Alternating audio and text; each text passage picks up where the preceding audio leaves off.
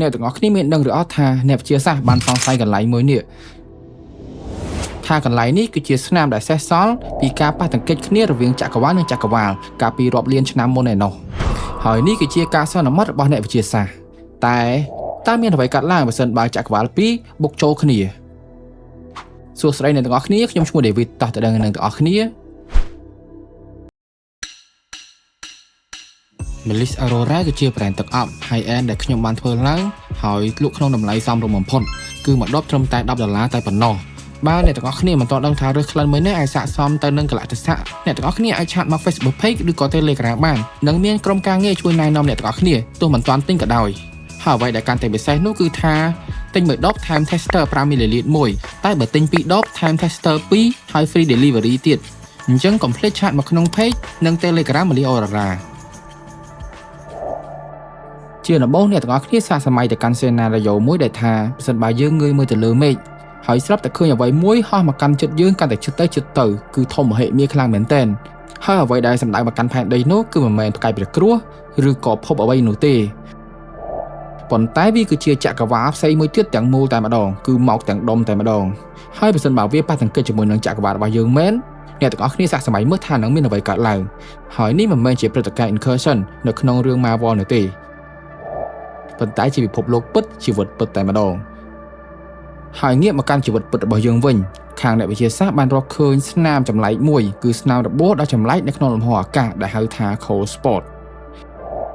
ដែលវាមានទំហំដ៏មហិមាគឺរហូតដល់ 1.8 លានឆ្នាំពន្លឺអ្នកទាំងអស់គ្នាស្ដាប់មិនច្រឡំទេគឺទំហំ 1.8 លានឆ្នាំពន្លឺហើយអ្វីដែលកាន់តែតក់ស្លុតនោះគឺតំបន់នោះហាក់ដូចជាបាត់បង់កាឡាក់ស៊ីរហូតដល់ 10000 កាឡាក់ស៊ីឯណោះអ្នកវិទ្យាសាស្ត្រមួយចំនួនបានដាក់សំណួរទៅកាន់កន្លែង cold spot នេះដែលថាតើវាគ្រាន់តែជាភាពចៃដន្យឬក៏ជាស្នាមដែលកើតចេញពីការប៉ះទង្គិចគ្នារវាងចក្រវាឡរបស់យើងនិងចក្រវាឡផ្សេងមួយទៀតបើជាធម្មតាទៅនៅពេលដែលយើងនិយាយអំពីចក្រវាឡយើងតែងតែគិតថាវាមានតែមួយទេគឺចក្រវាឡរបស់យើងនេះឯងប៉ុន្តែអ្នកវិទ្យាសាស្ត្រកម្រិតពិភពលោកមួយចំនួនបានជឿទៅលើទ្រឹស្ដី multiverse គេជឿថាការពេលដែលផ្ទុះ Big Bang នោះវាមិនមែនបង្កើតតែចក្រវាឡយើងមួយទេប៉ុន្តែវាបង្កើតចក្រវាឡជាច្រើនរាប់មិនអស់ផ្សេងទៀតវាហាក់ដូចជាពពុះសាប៊ូអញ្ចឹងហើយចុះប្រសិនបើពពុះសាប៊ូនៃចក្រវាឡទាំងអស់នេះរីកមាឌធំឡើងពីមួយថ្ងៃទៅមួយថ្ងៃរហូតដល់ការប៉ះទង្គិចគ្នាហើយ cold spot នេះគឺជាភស្តុតាងតែមួយគត់ដែលអ្នកវិទ្យាសាស្ត្រយកជាអំណះដែលថាវាអាចកើតមានឡើងពិតមែនហើយតំបន់ cold spot នោះមានសីតុណ្ហភាពទាបខ្លាំងជាកន្លែងផ្សេងរហូតដល់ 0.003 ដង 15 អង្សាសេឯណោះ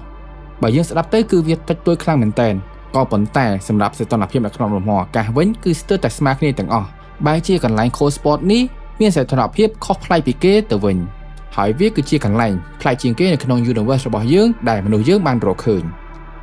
ហើយយើងទាញមកកាន់ប្រធានបទយើងវិញចុះប្រសិនបើចក្រវាឡពីរបុកចូលគ្នាពិតមែនតើនឹងមានអ្វីកើតឡើងរឿងដំបូងបំផុតនោះប្រសិនបើចក្រវាឡមួយហោះទៅបុកចក្រវាឡមួយទៀតចំមែនតើមេឃនឹងប្រែដូចជាកញ្ចក់ដ៏ធំសម្បើមអញ្ចឹងក៏ព្រោះតែជញ្ជាំងនៃចក្រវាឡរបស់យើងនោះនឹងជះពន្លឺឡងទៅគ្នាទៅវិញទៅមកតែរឿងដែលគ្រោះថ្នាក់បំផុតនោះមិនមែនជារូបភាពទេប៉ុន្តែគឺជាច្បាប់រូបវិទ្យាទៅវិញទេអ្នកទាំងអស់គ្នាសាកគិតមើលថាចក្រវាឡមួយទៀតនឹងអាចនាំមកនៅច្បាប់រូបវិទ្យាដែលផ្សេងស្រឡះពីចក្រវាឡរបស់យើងឧទាហរណ៍ជាក់ស្ដែងដូចជាកម្លាំងទំនាយឬក៏ gravity នឹងអាចបាត់បង់ឥទ្ធិពលហើយភពទាំងឡាយនឹងហោះចេញពីកន្លងរបស់វាដូចជាបាល់ដែលត្រូវគេទាត់ចោលអញ្ចឹងហើយភពផែនដីរបស់យើងនេះនឹងហោះចេញពីកន្លងនៃព្រះអាទិត្យហោះឆ្ពោះទៅកាន់ភាពងងឹតសូន្យនិងត្រជាក់ដល់ឆ្អឹងត្រឹមតែមួយប្រព្រឹត្តភ្នែកតែប៉ុណ្ណោះហើយអ្នកទាំងអស់គ្នាច្បាស់ជាដឹងលទ្ធផលហើយថាជីវិតមនុស្សសត្វនៅលើភពផែនដីទៅជាយ៉ាងណានោះហើយគ្រាន់តែចក្រវាឡទាំងពីរនេះប៉ះគ្នាភ្លាមច្បាប់ធម្មជាតិដែលយើងធ្លាប់ស្គាល់នេះនឹងត្រូវរលាយបាត់ផែនដីរបស់យើងនេះនឹងក្លាយទៅជាភពអវកាសដែលគោចរគ្មានគោលដៅតែម្ដងនៅពេលដែលគ្មានកម្លាំងទំនាញដែលភ្ជាប់ផែនដីជាមួយនឹងព្រះអាទិត្យនោះភពផែនដីរបស់យើងនេះនឹងបោះពួយទៅក្នុងលំហអវកាសដ៏ខ្មៅងងឹតក្នុងល្បឿនរាប់ម៉ឺនគីឡូម៉ែត្រនៅក្នុង1ម៉ោងហើយយើងនឹងលែងឃើញថ្ងៃរះជារៀងរហូតមហាសមុទ្រដ៏ធំធេងនេះនឹងប្រែទៅជាទឹកកកក្នុងរយៈពេលដ៏ខ្លីបំផុតហើយរុក្ខជាតិខ្សែជីវិតរបស់វានឹងត្រូវកាត់ផ្ដាច់បើសិនបើគ្មានពន្លឺព្រះអាទិត្យទេរុក្ខជាតិមិនអាចធ្វើរស្មីសំយោគបានដែរ